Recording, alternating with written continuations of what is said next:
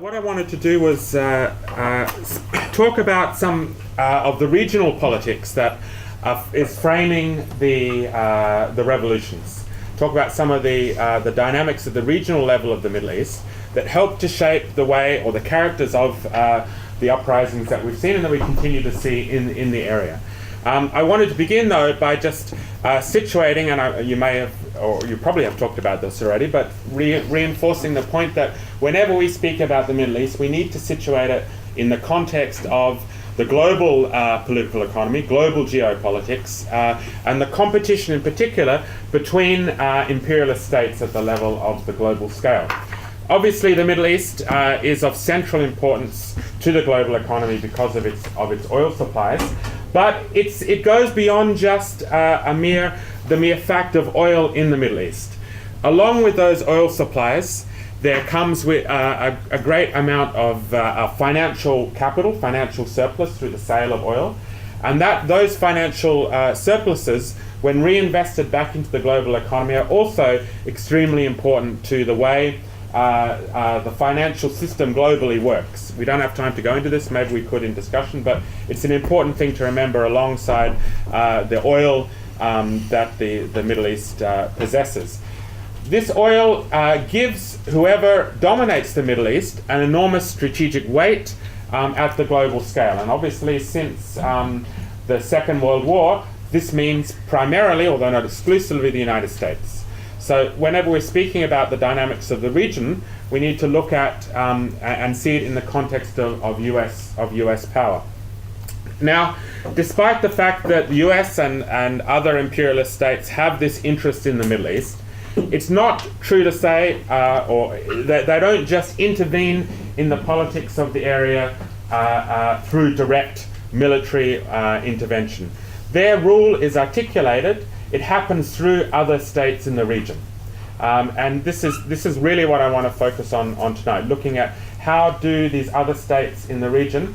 In particular, I'm going to look at three poles of imperialist power, or three, if you like, bases of imperialist power within the Middle East.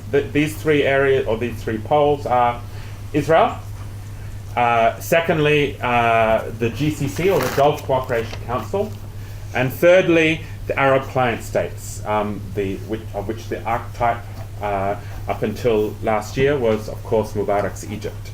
So I'm going to speak in some detail about these three poles of imperialist power within the region and see how this has affected the context of the revolutions.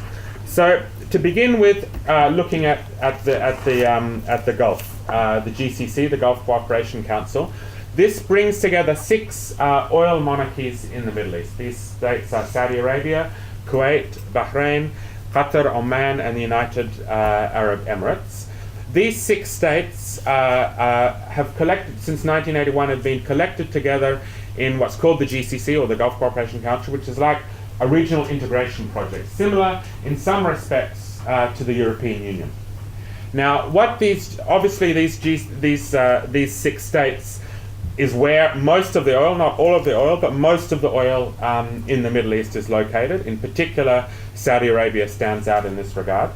But these 6 states also have a very particular social character. They are monarchies. They are ruled by monarchical elites.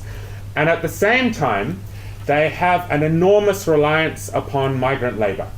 Okay, in all of these states, more than half of the labor force is actually made up of migrant workers. Okay, now these migrant workers lack all citizenship rights. Okay, they do not hold citizenship. So in some states, like the UAE, and Kuwait, you might be talking about 90% of the population, or the resident population in these states, lacking any form of citizenship rights. Okay, they can be deported at any time if they step out of line, if they involve themselves in any kind of political action. This is very important to understand. It's often, I think, forgotten when we look at the Middle East that this reliance upon migrant labor in the Gulf is really quite key to the way that these states maintain their rule, because you have a precarious population that is very open to any kind of repression if they dare to organize. Unions are banned, obviously, particularly for migrant workers, but if they dare to organize, they can be quickly deported. So this is one aspect. Now, essentially, since World War II, the United States has built very close relationships with the GCC, in particular Saudi Arabia. Okay, one of the things that the United States did through this relationship was encourage these states, again, particularly Saudi Arabia, to promote political Islam as a counterweight to left and nationalist forces in the region.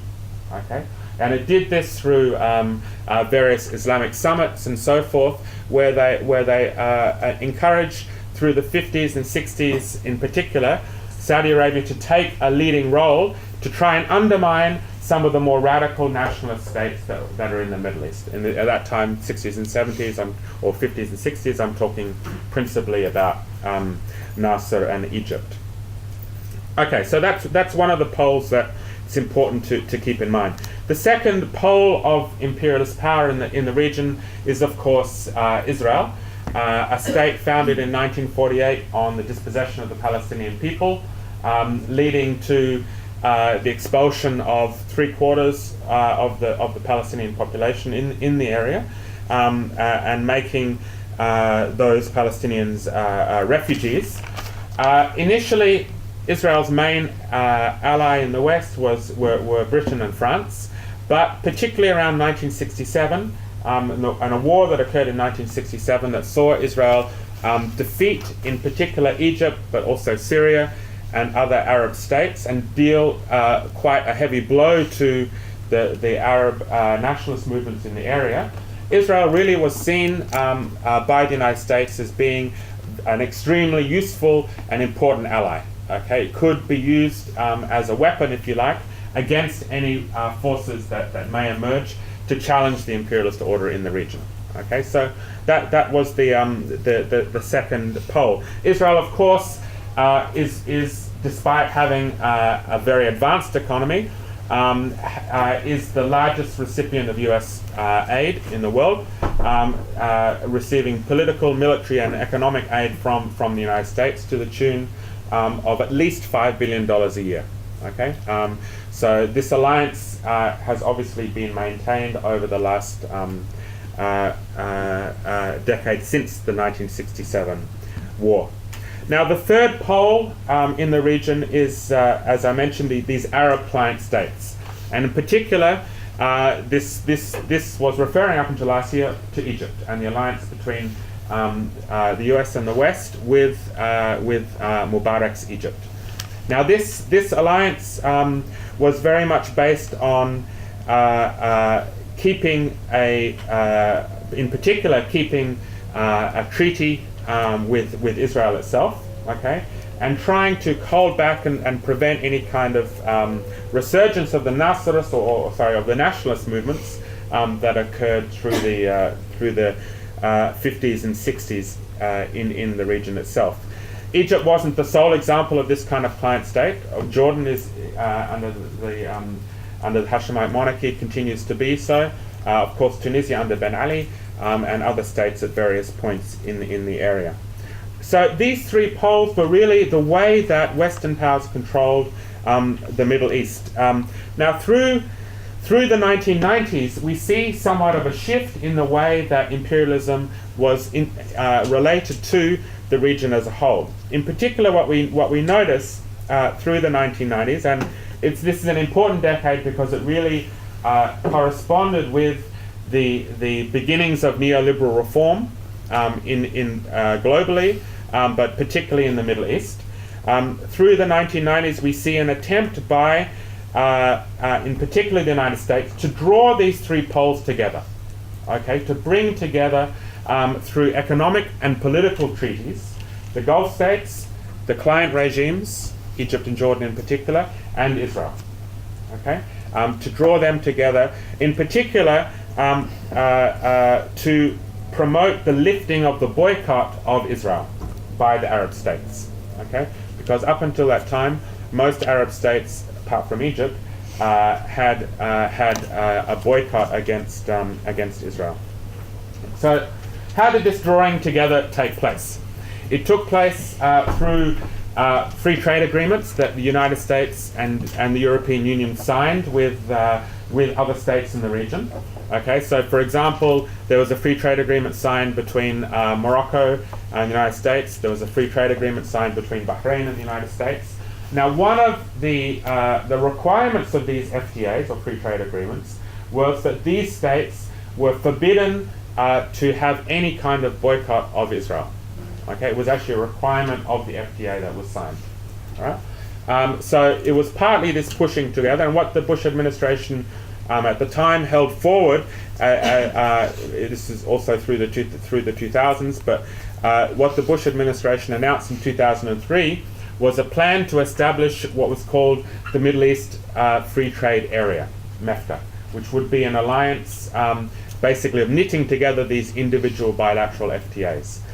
So that was one way that this knitting together or drawing together of these three poles was envisaged. Another way was through something called the Qualified Industrial Zones, or QIZ, which are agreements that were signed between the United States, Israel, and Jordan on one hand, and United States, Israel, and Egypt on the other. And what these QIZ entailed was they provided duty-free access to goods produced in industrial zones in Egypt and in Jordan to the United States market. In other words, any kind of products that were produced in Jordan or in Egypt in these industrial zones that were exported to the United States got duty-free access to the US market, which is a great benefit for exporters trying to enter the US market. But on the proviso that there was a certain component of Israeli goods within the products that were made. Okay, so basically, if you wanted to produce textiles, for example, in a QIZ factory in Jordan, there had to be a certain component of your textile inputs that were Israeli owned or Israeli capital. So you can see again, this is a way of knitting together both capital in Jordan, Israel, and also through the United States as the force that was pushing this. Okay, so there are other aspects to this drawing together which I don't have much time to go into, but just to mention the Oslo Process, the Oslo so-called peace process that began in 1993 and continued, it was really very much part of this discourse, okay, of normalizing Israel's relationship with the region, knitting together these three poles of US and Western power in the area. Okay, now as I mentioned, this knitting together of the region also took place through the era of neoliberal reform. Okay, and this was particularly true in the case of countries like Egypt. In other words, through the 1990s and particularly through the 2000s onwards, the mid-2000s onwards, we saw across the region programs of privatization, programs of opening up to foreign direct investments, programs of making all sorts of benefits if investors would buy up and invest in region or in countries in the area. Now this is important because it corresponds through the 2000s in particular with a very high rise in the price of oil. Okay? Through the 2000s we saw a very rapid rise in the price of oil. So one of the main beneficiaries, not the sole beneficiary, but one of the main beneficiaries of this neoliberal opening of the region through the 2000s was the Gulf states, was the GCC. Because these were states that had a large amount of surplus capital and were able to invest this surplus capital in purchasing assets, making investments across the Middle East as a whole. This is a very, very important point to understand, okay? Because it means that the GCC, Gulf-based companies, and not just companies that were state or sovereign wealth funds, state-owned companies, but also private Gulf-based conglomerates of capital, were able to take important stakes in real estate markets, in banking systems, in retail systems, and also in other factories and in industrial factories across the region as a whole. Okay, most particularly Egypt. Okay, most particularly Egypt. So we can see that the coming together of these trends, the neoliberal process, which involved privatization and opening up to investments, the internationalization of Gulf capital, okay, as well as under the auspices of this of Western strategy to kind of link these three poles together, came together in the Gulf's investments around the area. Now, this process is important because it means that when we think of a country like Egypt, and I'll come back to the current implications of this, but when we think of a country like Egypt, we can't just think of Egypt's capitalist class as being the military or the old Mubarak regime. Okay, we also need to understand Egypt's capitalist class as being very heavily composed of regional capital, in particular investments from the Gulf, okay, who took very large stakes. And you can track this empirically.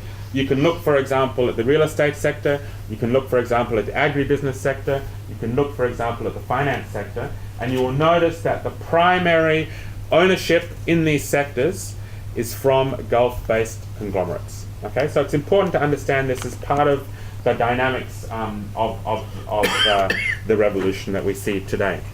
Now, skipping on to 2011 and the tremendous uprisings that we saw across the area, these revolutions, in particular Egypt's revolution, really disrupted this pattern that I've outlined.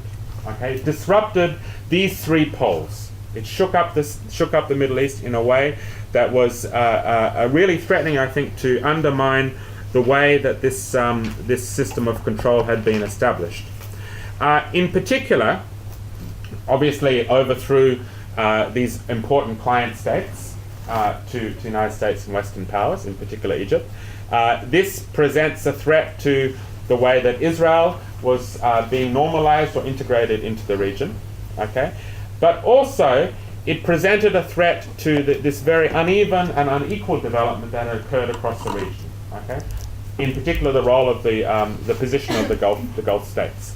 So what this means is that when we look at the counter-revolutionary wave that we see unfolding across the Middle East today, we need to see that this counter-revolutionary wave is partly articulated, you could argue perhaps mainly articulated, partly articulated through the GCC states, in particular Saudi Arabia and Qatar are the two states that are playing the key role here, okay, within the counter-revolutionary wave. This is not just because, and I really want to emphasize this point, this is not for ideological reasons, in the sense it's not just because these are monarchies based around Islam that are trying to spread Islamic beliefs. This is not it at all. Okay? It is to do with the way the Gulf was integrated into this uneven system of power over the last couple of decades, and the way that the Gulf has been one of the primary beneficiaries of how this system has unfolded. Now, there's many examples. I just want to quickly mention, run through or list 5 examples of this counter-revolutionary role. One is the very clear support that the GCC states gave to Ben Ali and Mubarak at the beginnings of the uprisings. Okay? All of these states gave explicit support to Ben Ali. You can find the statements by the Saudi monarch and other officials really presenting, supporting these people, calling the demonstrators rioters and spreading insidious hatred and these kinds of things was the language that the Saudi monarch used in the case of the North African revolutions. The same with Mubarak. Okay, they supported these dictators. It's very interesting to look at the pattern of support at the beginning of the revolution, before Ben Ali and Mubarak were ousted.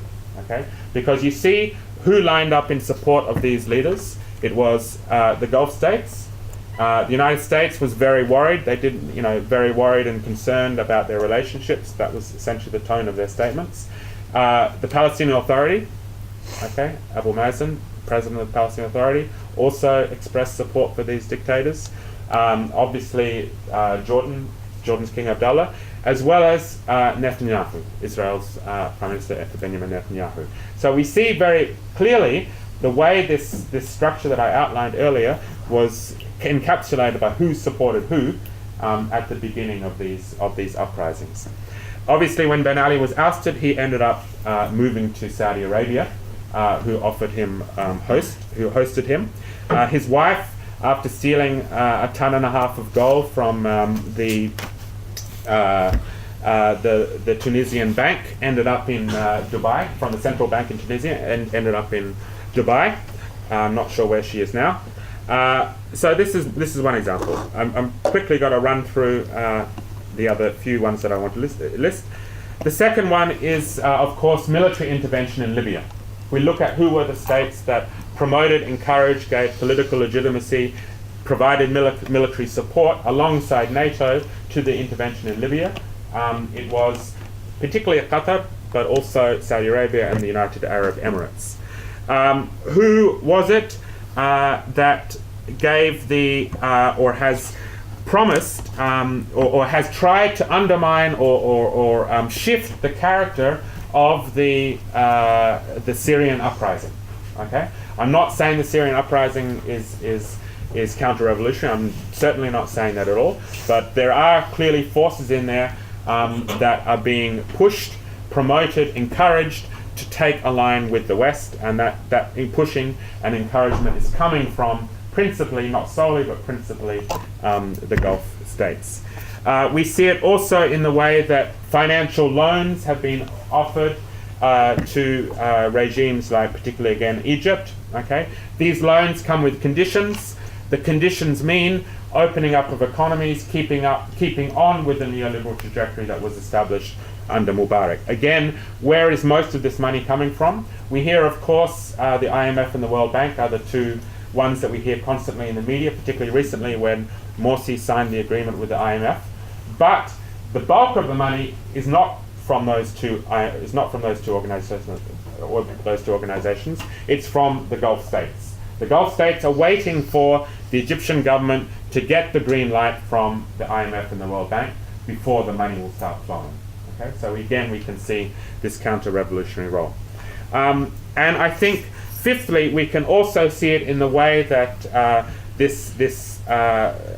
Gulf states have built their alliances, particularly with the Muslim Brotherhood in Egypt, but also elsewhere in the region. Okay, so these, if you like, those 5 points that I just jotted down, I think indicate this role of the Gulf states.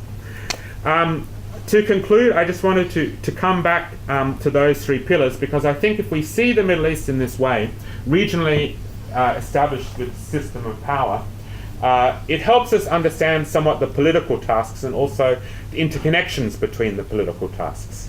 Okay, it tells us, for example, that the struggle around Palestine, okay, the struggle against normalization with Israel, and so forth, is intimately linked to the question of revolutions in Egypt and elsewhere. Okay, Palestine isn't just a human rights issue. It's part of how imperialism works in the region, and that's why it's important to take a stand with Palestine and to see it closely linked to the struggles in other states. Okay, it's not just a question of contagion of revolution. The issues themselves are interconnected and interrelated. Secondly, no real change will happen in the Middle East without challenging the position of the Gulf states, in particular in the region. Okay, so again, the struggles in Egypt are intimately connected with the question in the Gulf. Okay, that means that we need to think carefully. People in the Middle East need to think carefully around questions of migrant workers and worker struggles in the Gulf and elsewhere, but to see that also their struggles are connected to the position that the Gulf holds in the region. And thirdly, the revolutions that we see in Egypt, that we see in Tunisia, and the forms of struggle that we see in Morocco, Algeria, and elsewhere, are all part of this broader struggle. They are not separate national struggles. They do have obviously a national focus, a national component, but they are connected to the struggle for liberation in Palestine. They're also connected to challenging the position of the Gulf itself. Okay, so I'll leave it there and hand over to Alex.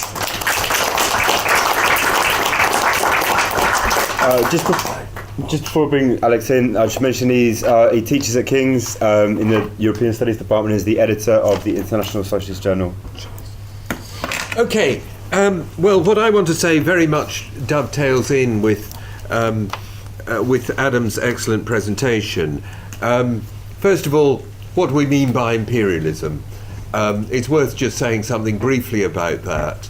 Imperialism, understood from a Marxist perspective, isn't just a case of powerful states dominating weak states or something like that, or rather that domination is a manifestation of more fundamental underlying relationships.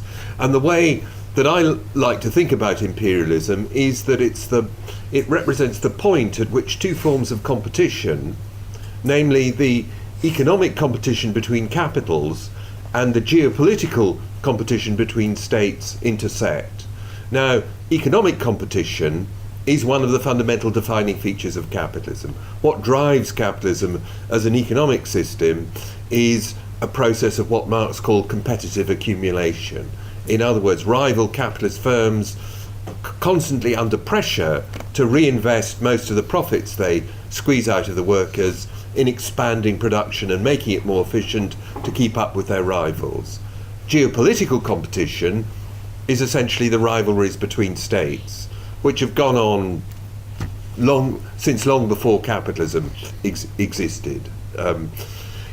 But what happens, I would say, roughly at the end of the 19th century, is these two forms of competition fuse, and in particular the rivalries between states are integrated into the competitive struggle among rival capitals.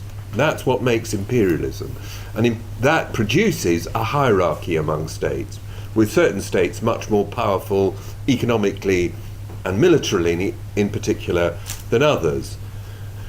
Now, if you understand imperialism in that way, then what Adam was saying about how imperialism structures the Middle East fits in very well, because the dominant imperialist power still is the United States. And what the US has tried to do since the Second World War is ensure it dominates certain regions. Western Europe, because that's one of the core areas of capitalism, Japan, another core area, and the Middle East, and critically the Middle East because of the oil. But it's very important to understand that the US isn't primarily interested in the oil because it needs the oil for itself, because the US gets a lot of its oil from other parts of the world, Latin America and Africa, and there's this so-called shale oil and gas revolution taking place, which means that in ways that are tremendously dangerous for the environment, the US is going to be able to generate more of its own energy from within its own borders. And there are stupid people who say, oh, this will mean that the US will lose interest in the Middle East and it will stop having all those troops and aircraft carriers there. This is nonsense. The US is interested in the Middle East because the other major capitalist regions are very heavily dependent on the oil of the Middle East. And therefore, to the extent, as David Harvey put it in his book, The New Imperialism, to the extent that the US controls the oil spigot, in other words, controls other capitalist powers' access to oil, it's in a position to dominate global capitalism. So the region is very important from the point of view of the American ruling class, and will continue to be so. To the extent that the US power is weakened, that will mean more rivalry between the US and other powers, probably China, which gets a lot of its oil from the Middle East, but it's part of the bad luck of the Middle East. It's a major arena for imperial domination and capitalist rivalries. As Adam brought out very well, the US doesn't just dominate the region by going around bombing and that kind of thing. It relies on its alliances with local ruling classes within the region. That's why the Arab revolutions are so disastrous from the point of view of the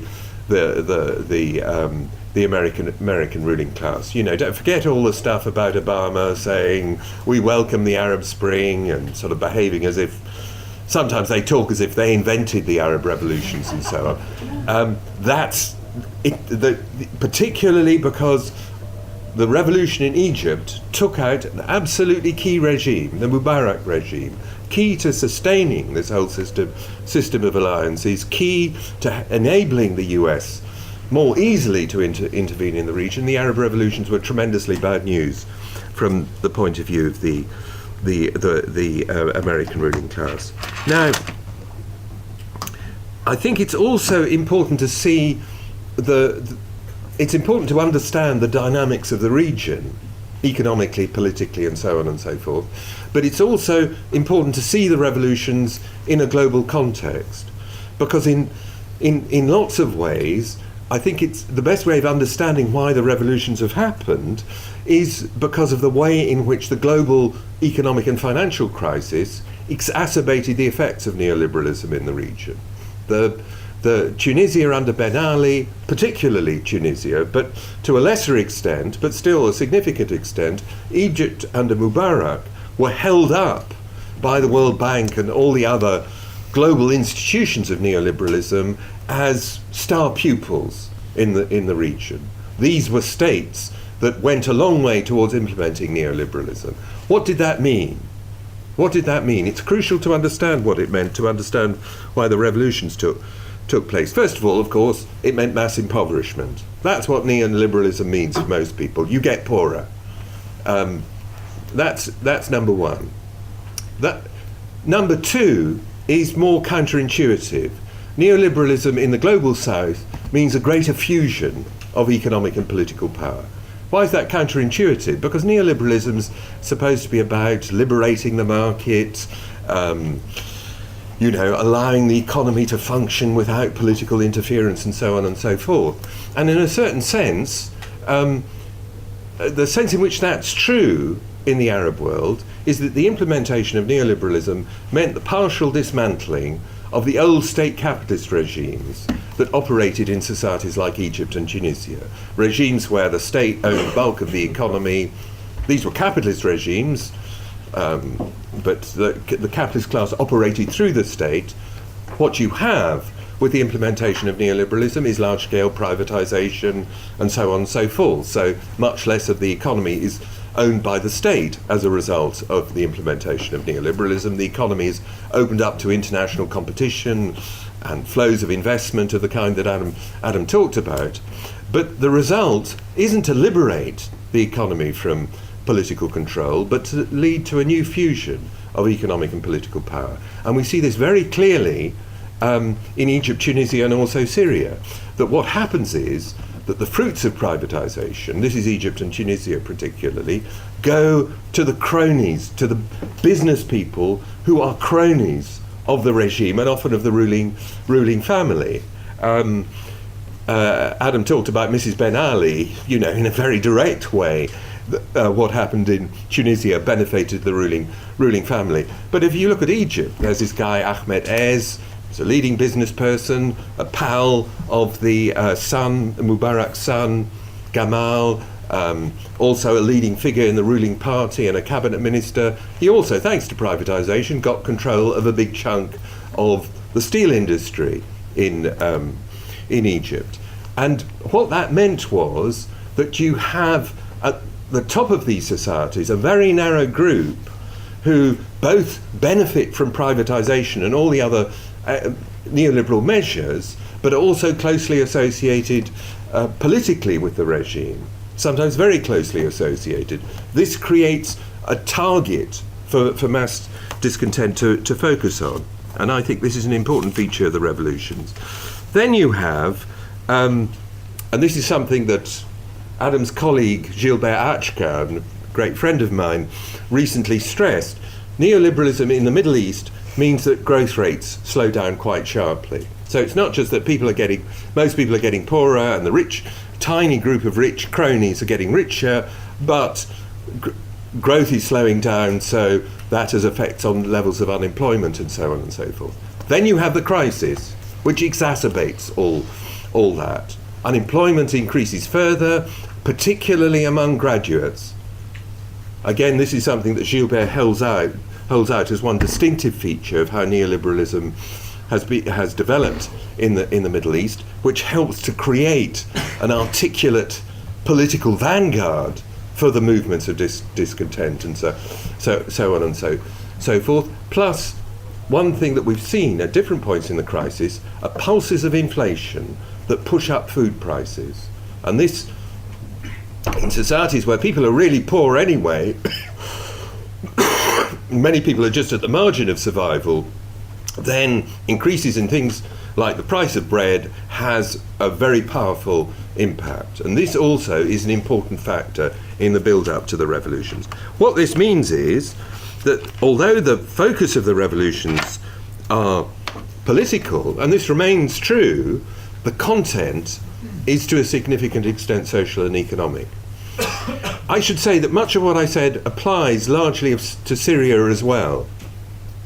What happens under Bashar al-Assad is that the regime remains as narrow and as repressive as it did before, but there's a degree of economic liberalisation. And this means, again, that the cronies of the ruling family get mega rich at in a moment when the rest of the population are feeling greater and greater economic pressure. So this illustrates that what's happened in Syria isn't just in a different box from what happened in Tunisia and in Egypt. Okay, so what is different between Syria and Egypt and Tunisia is that in both Egypt and Tunisia you have working class movements with histories of struggle and organisation, to varying degrees and so on, that predate the revolutions. And this means that when it comes to the removal of Ben Ali and of Mubarak, general strikes or mass strikes play an important role. I think what you see happening in the beginning of February 2011 in Cairo, in Egypt, is a strike wave that I think decides the White House and the Egyptian military to push Mubarak out. He's becoming too dangerous, better to get rid of him and look for alternatives and so on and so forth. You don't get that kind of, neither before the initial uprising or since have you had that kind of mobilization of working class activity in Syria. This may help to explain why, although it's also to do with how the regime reacted, the revolution so rapidly turns into an armed struggle. But so that's I think a significant difference. Okay. The final point I want to make, or the final area I want to discuss, is to do with whether the revolutions are over. Because this is what a lot of people say. Bourgeois commentators say it, people on the left say it, some people both on the left and among bourgeois commentators say these weren't revolutions anyway, it's just an illusion. There's a slogan that's now become notorious of Arab Spring, Islamist winter. In other words, there was a brief moment of hope at the start of the revolutions, but now the Islamists are taking over. Forget it. It's all over. This is a very mistaken way to approach the revolutions. Trotsky, at the start of his History of the Russian Revolution, says something very important. He says that what happens when a revolution starts with the overthrow of an old regime. This is just the beginning of the revolution. It's a process. And critically, it's a process of, as he puts it, successive approximation, in which the masses try out different solutions, and as one solution doesn't work, they go for another, and then they go for another. And that can lead to a process of radicalization in which what starts off as a political revolution for democratic reforms can turn into a social, indeed a socialist revolution, as happened in Russia in 1917. Now, we can see that happening in Egypt. After Mubarak was overthrown and the military took over, the slogan was, "The army and the people are one." By October, November, 2011, a few months after the fall of Mubarak, the very substantial minority of committed revolutionaries are on the streets confronting the military and demanding the overthrow increasingly demanding the overthrow of SCAF, of the military junta. This then leads to a period of struggle in which I think the military can't make up their minds whether or not just to mount a massive wave of repression and restore control, or to step back. And in the end, their candidate Shafiq in the presidential elections is narrowly beaten by Morsi, the candidate of the Muslim Brotherhood. At that point, that was a victory for the revolution, because all the signs were the military were preparing to mount very severe repression if going behind, using Shafiq's electoral victory as the cover for that. The problem is, of course, that because the Muslim Brotherhood are a conservative bourgeois party, although a conservative bourgeois party whose mass base, because they were the main focus for opposition during the years of Mubarak's rule, include significant sections of the working class and the poor, so they've been forced to balance and so on and so forth. But because the core of the Muslim Brotherhood is conservative bourgeois politics, forget about whether they're religious or not, they're conservative bourgeois politicians, Morsi focuses on trying to restore capitalist stability in Egypt. And in this context, it's very important to say, I'm going to stop very soon. The comparisons with Iran are very badly mistaken. People say, the Muslim Brotherhood are in power in Egypt, this is like the Ayatollah Khomeini taking over in Iran. The analogies, these analogies are really, really mistaken. In Iran, in February 1979, an alliance of leftists and Islamists physically smashed the core elements of the repressive state in Iran. They broke the army. Lots of generals were taken out and shot by firing squads and so on and so forth. I mean, it was quite good, I think. Speaking as a revolutionary, the repressive state apparatus was substantially broken in the course of the revolution in Iran. If you look at Egypt, that's not true. The army remains intact. The army stepped back from the front line of exercising power, but it's still there, it's still cohesive, it still has its hierarchy of command and so on and so forth. Secondly, the reason why Khomeini subsequently won the struggle for power in Iran was partly to do with the fact that he set himself up as the great enemy of American imperialism. You know, if anyone knows anything about Iran, they know that it describes the US as the great Satan. Now, compare that to Morsi. Morsi is confronting an intact army that he wants to make deals with, and he also wants to be the US's best friend. He's petitioning the US, and part of the American strategy for recuperating their position in the Middle East is to draw the Brotherhood in, draw their fangs out, and so on and so forth. This doesn't mean that what Morsi is doing at the minute isn't very dangerous, but I think it's a mistake to exaggerate the position of strength he's operating from. He's the leader or the figurehead of a bourgeois party which is manoeuvring to try and consolidate its power.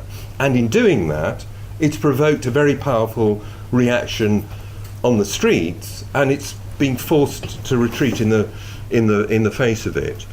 This relates to another general point that's worth stressing.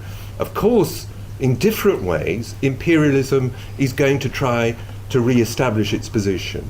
Its ability to do so depends on the strength of the revolution. So in Libya, where the revolution was weakest, they were able to mount a NATO intervention. In Syria, where there's this fragmented opposition, and there's still no clear winner in the civil war, the imperialists aren't clear about what they do. It's illustrated by the fact that the same time as Obama says he recognises the Syrian opposition, he also says, and by the way, one of the groups that are fighting the regime are linked to Al-Qaeda, and we don't like Al-Qaeda. This reflects limits to imperialist control of the situation in Syria. This is even more true in Egypt. In Egypt, we have the strongest revolutionary movement, and therefore the possibilities for the revolution not just continuing, it is continuing. Just switch on the television, you can see it continuing, but the possibility of the revolution being radicalizing, developing further, and developing into a revolution where essentially the working masses and the poor dominate the struggle and fight for their interests are very real. So we're not talking about a situation in which victory for the revolutionary forces is certain, but we're also not talking about a situation in which imperialism and its allies are all powerful. We're talking about a situation that is politically open, and where if the unfortunately relatively weak left in the region intervenes in the struggles correctly, they can help to direct the situation in a way that leads to the transformation of political into social, indeed into socialist revolutions.